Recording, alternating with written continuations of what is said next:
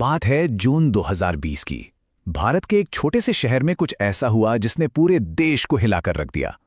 ये कहानी है पुलिस की बर्बरता की, नागरिक अधिकारों के हनन की और जवाबदेही के लिए उठी एक बहुत ही मजबूत आवाज की। आज हम सथनकुलम मामले की तह तक जाएंगे और समझेंगे कि कैसे एक बहुत मामूली सा विवाद 2 लोगों की हिरासत में हत्या का कारण बन गया। तो चलिए कहानी की शुरुआत करते हैं। जगह है सथनकुलम, तमिलनाडु का एक छोटा सा शहर। समय था कोविड-19 लॉकडाउन का। ये कहानी है एक पिता और उनके बेटे की, जिनकी जिंदगी एक बहुत ही मामूली सी बात पर हमेशा हमेशा के लिए बदलने वाली थी। स्क्रीन पे हैं पी जयराज और उनके बेटे जे बिनिक्स। एक छोटी सी दुकान चलाते थे, अपने परिवार का पेट पालते थे। और इन पर आरोप क्या था? आरोप ये था कि इन्होंने कर्फ्यू लगने के बाद अपनी दुकान सिर्फ 15 मिनट ज्यादा खुली रखी। सोचिए, बस 15 मिनट, कितना छोटा सा उल्लंघन लगता है ना। लेकिन इसके बाद जो हुआ वो किसी के भी होश उड़ाने के लिए काफी है। जरा इस टाइमलाइन पर नजर डालिए। ये दिखाती है कि सब कुछ कितनी तेजी से हुआ, कैसे हालात बद से बदतर होते चले गए। 19 जून को गिरफ्तारी होती है और 23 जून की सुबह होते होते पिता और बेटे दोनों की हिरासत में मौत हो जाती है।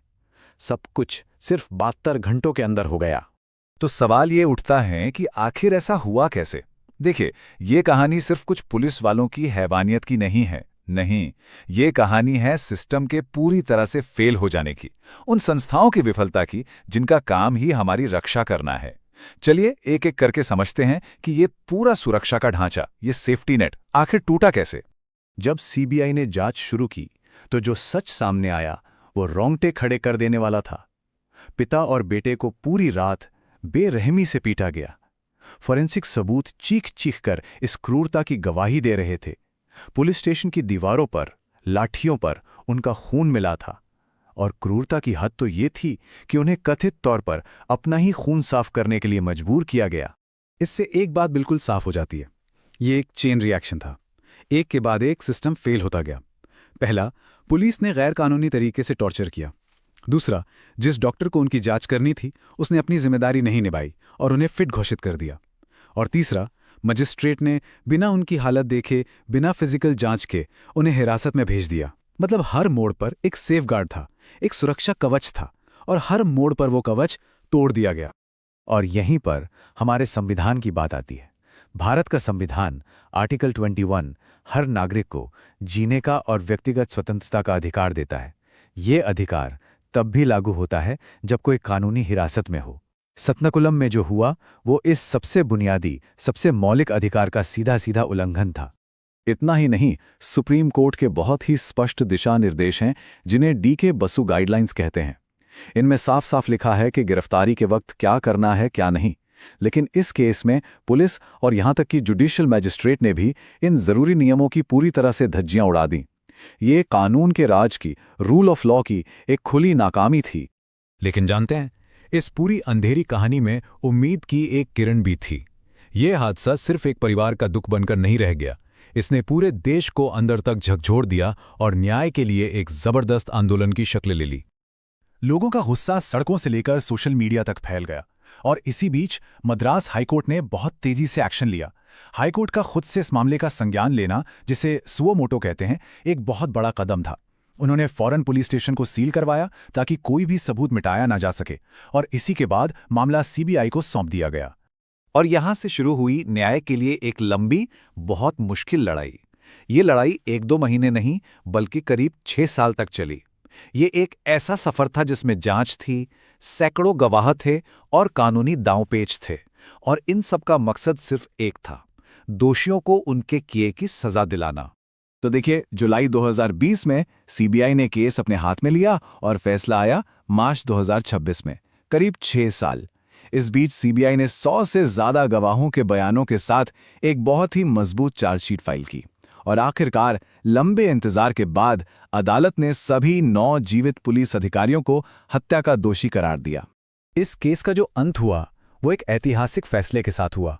एक ऐसा फैसला जो सिर्फ कुछ पुलिस वालों के खिलाफ नहीं था, नहीं, ये उस सोच, उस कल्चर के खिलाफ था जहां वर्दी पहनने वालों को ये लगने लगता है कि वो कानून से बढ़कर हैं। और ये रहा वो अंतिम फैसला। सभी 9 पुलिस अधिकारियों को हत्या के जुर्म में मौत की सजा सुनाई गई। अदालत ने इसे रेयरेस्ट ऑफ द रेयर यानी विरले से विरला मामला माना। साथ ही परिवार को मुआवजा देने का भी आदेश दिया। सच कहें तो भारत में कस्टोडियल डेथ के मामले में ऐसी सजा मिलना एक अभूतपूर्व बात थी। अब ये रेयरेस्ट ऑफ द रेयर सिद्धांत क्या है? इसका मतलब है कि मौत की सजा सिर्फ और सिर्फ उन मामलों में दी जाती है जो बेहद क्रूर और बर्बर होते हैं, जो समाज की आत्मा को हिलाकर रख देते हैं। और अदालत ने यही माना कि जब रक्षक ही भक्षक बन जाएं, तो ये समाज की अंतरात्मा को झकझोरने वाला अपराध ही है।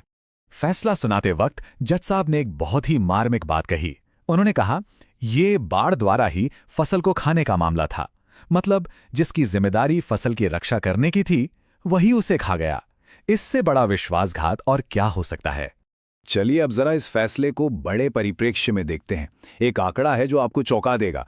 2010 से 2020 के बीच यानी 10 सालों में भारत में 2152 कस्टोडियल डेथ्स हुई और सजा मिलना तो असाधारण रूप से दुर्लभ रहा। अब आप समझ सकते हैं कि ये संथनकुलम का फैसला क्यों इतना ज्यादा महत्वपूर्ण और खास है। तो आखिर में ये फैसला मायने क्यों रखता है? पहली बात, ये एक मिसाल कायम करता है कि पुलिस को जवाबदेह ठहराया जा सकता है। दूसरी, ये न्यायपालिका की भूमिका को और मजबूत करता है। और तीसरी और सबसे अहम बात, ये इस जरूरत को रेखांकित करता है कि भारत में टॉर्चर के खिलाफ एक अलग सख्त कानून होना ही चाहिए।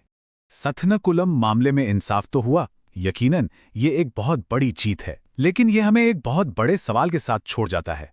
क्या एक ऐतिहासिक फैसला उस पूरे सिस्टम को बदल सकता है जो दशकों से ऐसी घटनाओं को होने दे रहा है? ये एक ऐसा सवाल है जिस पर हम सबको सोचने की जरूरत है।